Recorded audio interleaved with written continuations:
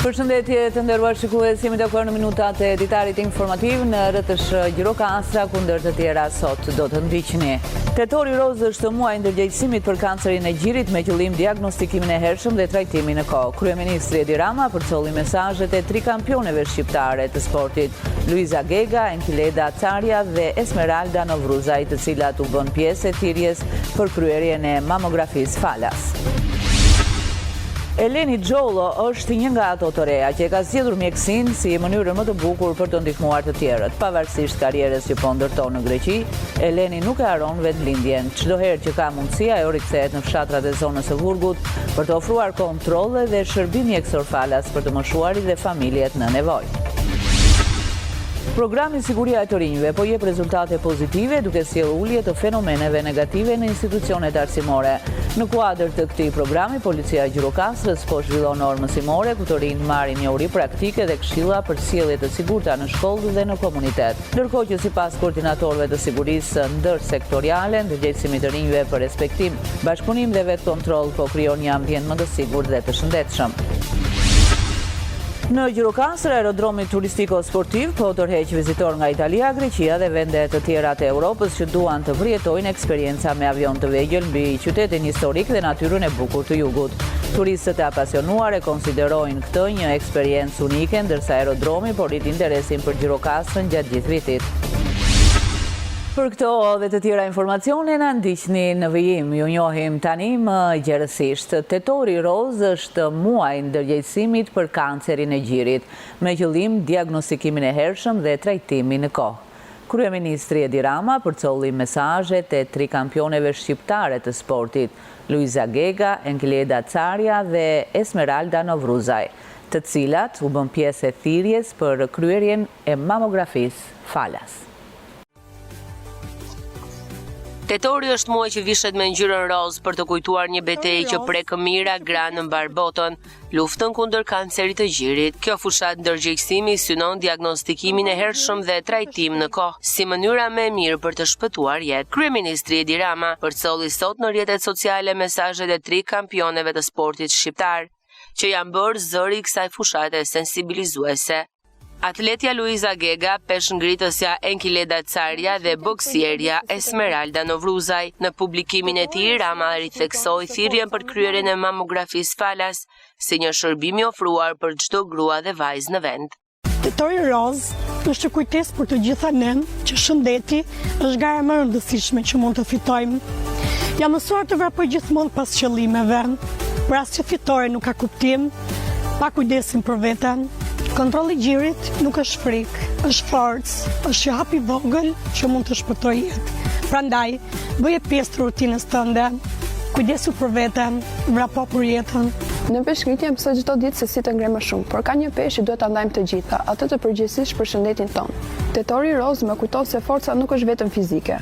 Është forcë të përballesh me frikën, të mos anashkalosh shëndetin, të kujdesesh për trupin që të mban në këmbë çdo ditë. Bëje për veten, për ata që të duam, për jetën. Një kontroll i vogël sot mund të shpëtojë nga një peshë e rëndë nesër. Tetori është muaj që kujtojmë se forca nuk matet vetëm në ring, por edhe me guximin për të kujdesur për veten. Si boksiere, çdo ditë luftoj për të qenë më fort mendërisht edhe fizikisht, por betejë më e rëndësishme është ajo për shëndetin tonë. Kanceri i gjirit nuk zgjedh moshë, profesion apo stil jete. Prandaj, kontrolli i rregullt është një raund që secila prej nesh duhet ta fitojë. Mos e shty, mos e neglizho. Fuqia e vërtet qëndron në parandalim dhe dashuri ndaj vetes. Ndërkohë, Ministria e Shëndetësisë dhe Mirëqenies Sociale ka shtrirë fushatën e saj sensibilizuese gjatë gjithë vitit përmes mamografive stacionare dhe njësive lëvizëse në qytete të ndryshme të vendit. Nëpërmjet platformës e-Albania, çdo grua mund të rezervojë orarin dhe vendin e kryerjes së mamografisë falas, duke e bërë kujdesin për shëndetin më të lehtë dhe të qasshëm për të gjitha gratë. Për të tretin vit radhazi, vajzat mbi 13 vjeç në Tepelen mund të vaksinohen falas kundër HPV-s, një vaksin që parandalon kancerin e qafës së mitrës. Valbona Ruka, shefe e shërbimit parësor në njësinë vendore të kujdesit shëndetësor Tepelen, apelon tek prindrit të mos hezitojnë për vaksimin e vajzave të tyre, ndërkohë që fushatat informuese po vijojnë në shkolla dhe qendra shëndetësore. Në qytetin e Tepelenës, për të tretin vit ka nisur të kryhet vaksina HPV për vajzat mbi 13 vjeç. Njësia vendore e kujdesit shëndetësor Tepelen bën me dije rëndësinë e mbrojtjes nga virusi papilomës humane, një nga shkaqet kryesore të kancerit të qafës së mitrës. Sipas Valbona Rukës, shefja e shërbimit parësor në NJVKSH Tepelen, interesimi i prindërve dhe vajzave për të marrë këtë vaksinë është rritur ndjeshëm krahasuar me vitin e kaluar. Për vajzat mbi 13 vjeç, për vaksinimin e HPV-s ose Human Papilloma Virus, si e them në gjuhën mjekësore, ka 2 vjet që është vendosur nga qeveria jonë që të bëhet kjo vaksinë. Ne po bëjmë promocion çdo ditë që të gjitha vajzat dhe në moshë pak më të rritur, me një fjalë, ta bëjnë këtë vaksinë. Përfundimisht është vendosur në kalendarin e vaksinimit. Për këtë vit janë bërë 100 doza për gjithë rrethin e Tepelenës, që vën diku tek 70% e vajzave që janë vaksinuar. Nga prindit ka interes që të vaksinojnë vajzat e tyre të vogla dhe promocion nga ana jonë ka qenë në stadet më maksimale që ne jo vetëm t'i bindim, por t'u sqarojmë se çfarë është kjo vaksinë që është futur në kalendarin e vaksinimit. Nga kjo qendër apelohet për prindrit që të informohen dhe të mos hezitojnë t'i vaksinojnë vajzat e tyre, pasi vaksina HPV është e sigurt, efektive dhe parandalon një sëmundje të rrezikshme. Për vajzat e reja që do të vaksinohen me vaksinën e HPV-s, ne parandalojmë kancerin e qafës së mitrës dhe prandaj është vendosur që të bëhet kjo vaksinë. Është mirë, domethënë, që gjithë nënat dhe baballarët njëkohësisht të bindin vajzat e tyre që duhet të bërë kjo vaksinë, ose t'u sqarojnë, ose të vinë tek neve t'u sqarojmë më mirë këtë vaksinë. Fushatat për ndërgjegjësimin mbi HPV do të vijojnë gjatë gjithë muajit në shkolla dhe qendra shëndetësore të Tepelenës, duke synuar që çdo vajzë e grup moshës përfituese të ketë akses në këtë shërbim falas dhe jetik për shëndetin e saj. Eleni Xhollo është një nga ato të reja që e ka zgjedhur mjekësinë si mënyrën më të bukur për të ndihmuar të tjerët. Pavarësisht karrierës që po ndërton në Greqi, Eleni nuk e haron vendlindjen. Çdo herë që ka mundësi, ajo rikthehet në fshatrat e zonës së Vurgut për të ofruar kontrolle dhe shërbim mjekësor falas për të moshuarit dhe familjet në nevojë. Janë mbi 3.000 djemë e vajza nga minoriteti etnik grek që janë diplomuar gjatë 3 dekadave të fundit në universitetet e Greqisë, Europës dhe Shteteve të Bashkuara të Amerikës. Zhvillojnë aktivitetin e tyre shkencor në fusha të ndryshme të jetës, por shumë prej tyre kthehen në vendlindje për të shërbyer banorëve, kryesisht të moshuarve. Njëra prej tyre është mjekja e përgjithshme, Eleni Xhollo, një vajzë e re nga fshati Fitore, e cila aktualisht punon në Spitalin Universitar të Janinës. Ndihem shumë e lumtur për këtë veprimtari që fillojmë, sepse është shumë e rëndësishme, do të vazhdoj të ndihmoj banorët e zonës. Keni pas raste që keni ndihmuar antarët e minoritetit etnik grek, por edhe fshetasit shqiptar që vinë atje për të mjekuar në Janin?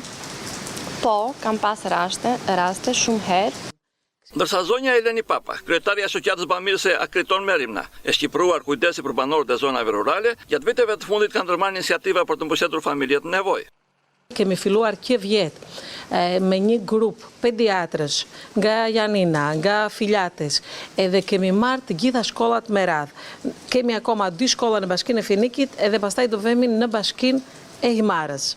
Gjithashtu, së shpejt do të fillojnë të zbatohen 2 projekte ndërkufitare të Bashkimit Evropian në Bashkitë e Finikit dhe të Dropullit, ku marrin pjesë Ministria e Shëndetësisë së Greqisë, Spitali Haxhikosta në Janin, si dhe Spitali i Gumenicës. Programi Siguria e të rinjve po jep rezultate pozitive duke sjell ulje të fenomeneve negative në institucionet arsimore. Në kuadër të këtij programi, Policia e Gjirokastrës po zhvillon orë mësimore ku të rinjt marrin njohuri praktike dhe këshilla për sjellje të sigurta në shkollë dhe komunitet. Ndërkohë që sipas koordinatorëve të sigurisë ndërsektoriale, ndërgjegjësimi të rinjve për respektim, bashkëpunim dhe vetë kontroll po krijon një ambient më të sigurt dhe të shëndetshëm. Në zbatim të marrëveshjes së bashkëpunimit ndërmjet Ministrisë së Brendshme dhe Ministrisë së Arsimit dhe Sportit për realizimin e programeve kombëtare sigurie e të rinjve, strukturat e policisë së shtetit në qarkun e Gjirokastrës kanë vijuar takime sensibilizuese me nxënësit e shkollave 9-vjeçare dhe të mesme. Takimet e fundit janë zhvilluar me nxënësit e klasave të 6 të shkollës së mesme të bashkuar Bilal Golemi në Gjirokastër, nga ndihmës specialistët e drejtorisë vendore të policisë Gjirokastër për edukimin në shkolla në bashkëpunim me stafin pedagogjik të shkollës. Fatmirësi shkolla jonë deri tani nuk ka patur raste të tilla, jemi një ndër shkollat më të qeta, do ta thosha dhe ta theksoja për sa i përket këtij kuadri, por gjithsesi është shumë më mirë të parandalojmë se sa më pas të merren masa. Deri tani ne kemi patur një ecuri shumë të mirë, po ngritja e zërit edhe nga ana e policisë, bashkëpunimi ynë me ta, bën që dhe komuniteti ta kthej pak më shumë kokën edhe të bëhet më bashkëpunues me ne për të marrë masat të mëtejshme që kjo gjë të vazhdojë dhe pse jo të minimizohen dhe të reduktohen fare. Për çdo klasë janë hartuar plane të posaçme për zhvillimin e aktiviteteve dhe orëve edukative, me qëllim parandalimin e fenomeneve negative që prekin të rinjt, theksoi Hoxha. Çdo klasë kujdestari ka orët e veta edukative, ku një pjesë të tyre jo të vogël e zën pikërisht dhuna, duhani, pra masat parandaluese, po njëkohësisht dhe edukimi në këto kuadre. Por dhe në planet e brendshme të shkollës që ne bëjmë, strategjitë të cilën unë mbuloj, përsëri organizohen sa më shumë aktivitete të tilla. Vetëm javën e kaluar për sa i përket trafikimit dhe bullizmit, po dhe bullizmit kibernetik, ne kemi patur 2 aktivitete të organizuara nga koleget tona. Ky program synon të forcojë ndërgjegjësimin dhe përfshirjen aktive të rinjve në parandalimin e rreziqeve që lidhen me dhunën, abuzimin me substanca, bullizimin dhe përdorimin e pasigurt të internetit.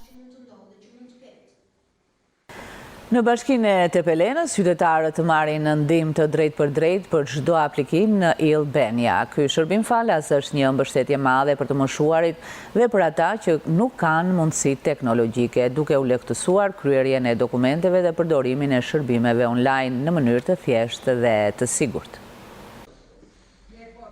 Në bashkinë Tepelen, banorët tashmë mund të marrin ndihmë të drejt për aplikime dhe dokumente digjitale fal specialistëve të dedikuar që janë angazhuar për këtë qëllim. Banorët e intervistuar nga RTS Gjirokastra shprehën vlerësimin e tyre për këtë shërbim, duke theksuar se mbështetja ka lehtësuar ndjeshëm proceset administrative dhe ju ka dhënë mundësi të përdorin shërbimet online pa vështirësi.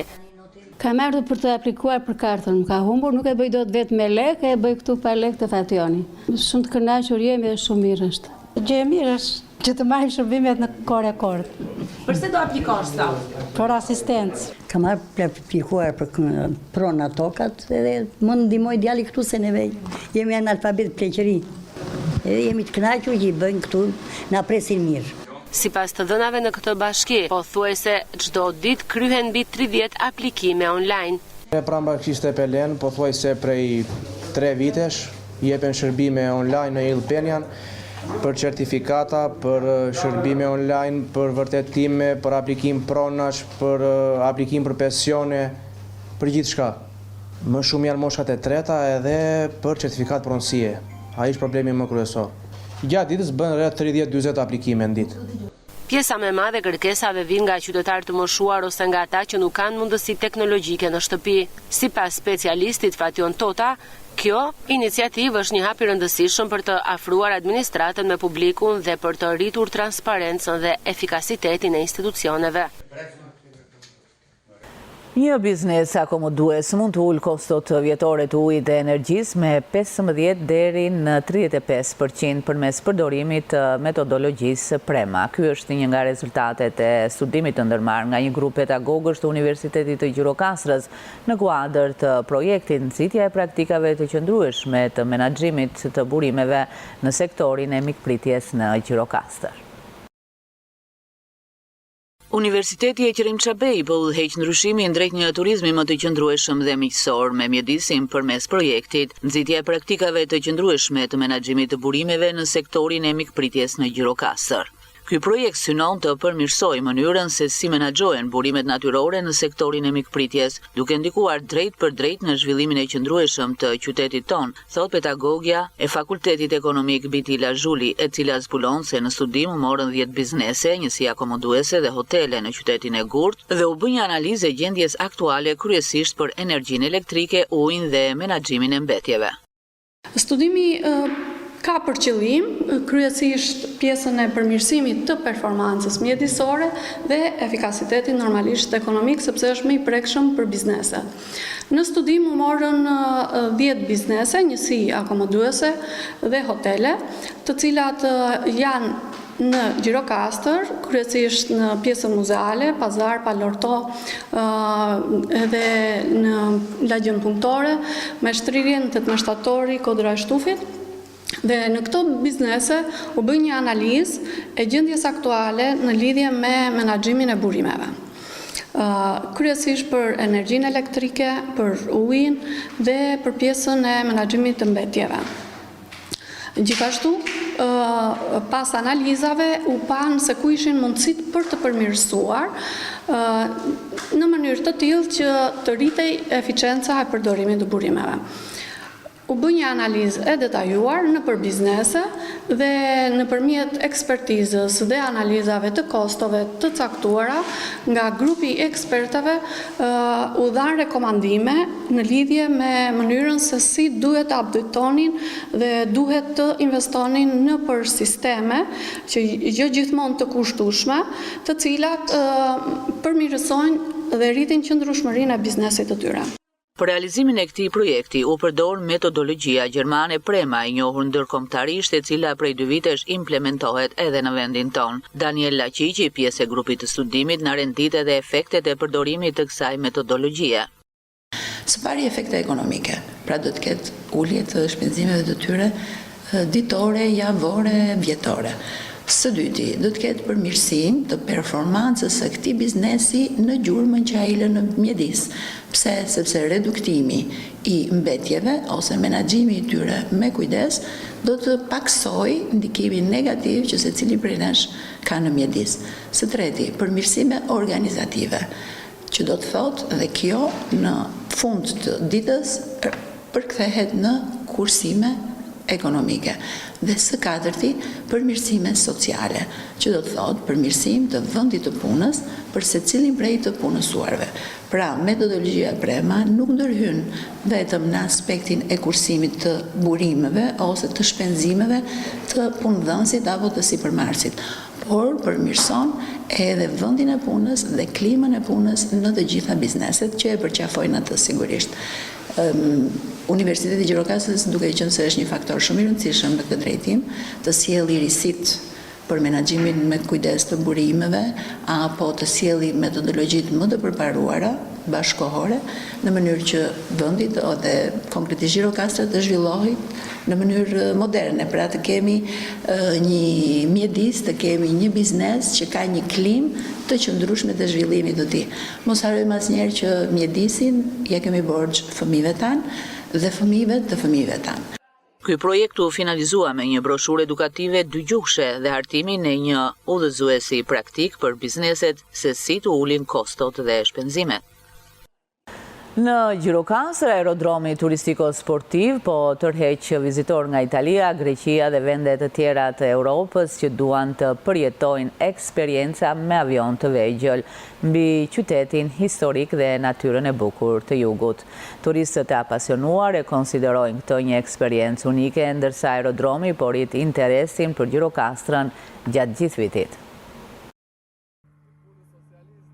Aerodromi turistiko-sportiv i Gjirokastrës po kthehet gjithnjë më shumë në destinacion të preferuar për turistët që udhëtojnë me avion të vegjël për të vizituar Shqipërinë. Gjatë këtij viti, dhjetërat apasionuar pas fluturimeve ajrore kanë bëritur nga vende si Italia dhe Greqia për të eksploruar zonën jugore të vendit. Ky aerodrom që dikur përdorej për qëllime ushtarake, sot është shndruar në një hapësirë të hapur për sportet e ajrit si dhe fluturimet e lira apo parashutizmi, duke i dhënë një dimension të ri ofertës turistike të qytetit të Gurt.